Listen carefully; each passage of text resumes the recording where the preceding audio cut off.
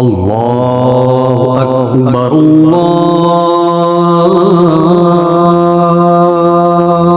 আকবার,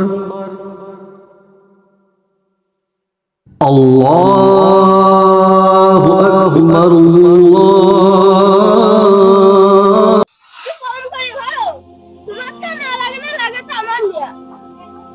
তখন নিতেই পারবে না, তো পরের কামে আইস ওকে নাও,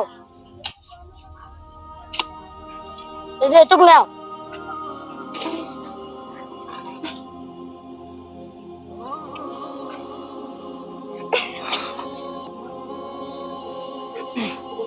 যাই, আসলে আজান হয়ে গেল, যাই নামাজটা পড়ে আসি। আসসালামু আলাইকুম ভাই। ওয়ালাইকুম আসসালাম।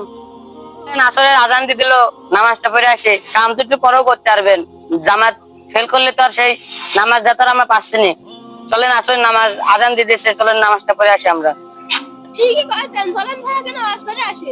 আরে হুজুরের কথা, হুজুররা তো আছে খালি সরকারি খায় আর মসজিদ আজান দেয়, আর আছে আমরা তো পেটের দায়ে এখানে আসি না। হুজুর এখন তা হবি না লে, আমরা আছে পরের বাড়ি কাম করতে আইছি, পরে নামাজ পড়তে গেলে একা মেকা নাও দিতে পারে, তখন বউ বাচ্চা না খাই মরবি না।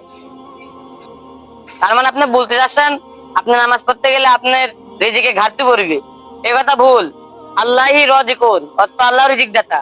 আল্লাহ কার রিজিক কোনখানে রেখেছে এটা আল্লাহ মানুষের সৃষ্টির আরো 2 বছর আগে নির্ধারণ করে রেখেছে। তাই এখন আপনার উচিত হচ্ছে আপনি আমার সাথে চলেন, নামাজটা পড়ে আছেন। আপনার রিজিক যেখানে আছে সেখানে আপনি রিজিক পাবেন ইনশাআল্লাহ। তাই আসলে আজান হয়ে গেছে, চলেন নামাজ পড়তে যাই। আল্লাহ যদি হেদায়েত দেয় আপনাকে, তাহলে আল্লাহর কাছে লাখ শুকরিয়া, আর না দিলে তাও যেন আল্লাহ আপনাকে হেদায়েত দেয়। না রে হুজুর ঠিকই কয়েছে, নামাজটা পড়ে আসি। হুজুর দাঁড়ান, কি হলো আবার? আমরা নামাজ পড়তে যাবো। যাবেন? হ্যাঁ। এই তো আল্লাহর কাছে লাখ শুকরিয়া যে আল্লাহ আপনাদেরকে কবুল করেছেন। আর আপনারা তো বুঝছিলেন না যে আল্লাহ যার রিজিক যেখানে সেখানে রাখছে।